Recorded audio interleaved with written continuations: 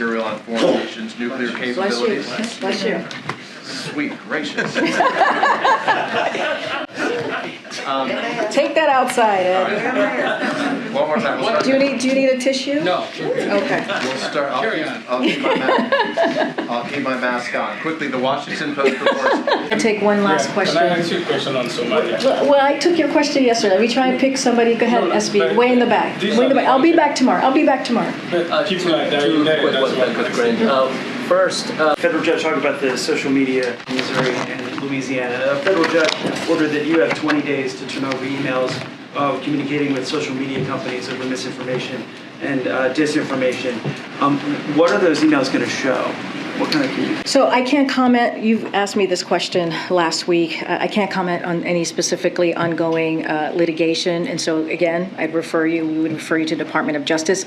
It has been critical for the American people to have access to factual, accurate, science-based information, and ensuring that any media platforms have access to latest information on a once-in-a-generation. I cannot say more from here. It is an ongoing litigation, as you know, and so I would refer you to the department. What about if those communications are still happening? Are there frequent contacts between the administration and social media companies? So I'll say this, as we have said before, there has been ongoing work dating to the Trump administration to provide accurate, again, this is litigation that is ongoing and is currently happening. Clearly, that's why it's ongoing, and so I would refer you to the Department of Justice on that. Last Friday, the Energy Secretary said of green technology in California that state was in the lead and showing the rest of the nation how it's done. California is in the lead, can show the rest of the nation how it is done. The state is currently bracing for blackouts.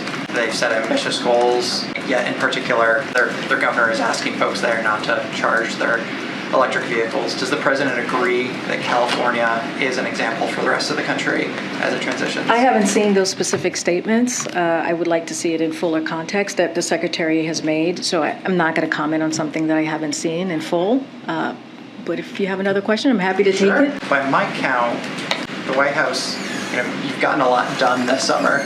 Certainly, there's a lot. Really? Have we? I think so. I think we've said that a few times. And the president has a lot. And you guys have reported it too, so you guys have backed us up. Well, so all of your accomplishments aside, the president still hasn't done a sit-down interview in over 200 days. Is he dodging us? Is there a reason why? Oh, absolutely not. The president loves talking to you all. He takes your questions all the time. He took Peter's question last Friday. I'm sure Peter was excited about that. I have another. No, he took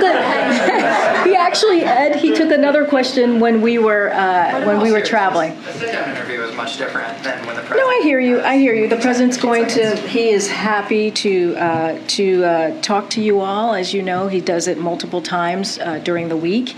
I don't have a sit-down interview to announce or provide or schedule at this time. And look, you guys know Joe Biden. He's been a senator for 46 years. He was vice president for 8 years, and you guys have followed him and have had multiple conversations, some of you sit-down conversations with him, and once we have something to share, we will share that. The president said last week he had no plans to travel to Jackson. Does that remain the case? I don't have a trip to read out to you. I do want to say FEMA, EPA, signed by the president. It's not the first time the EPA administrator has gone down to Jackson to talk about this problem. He went last year.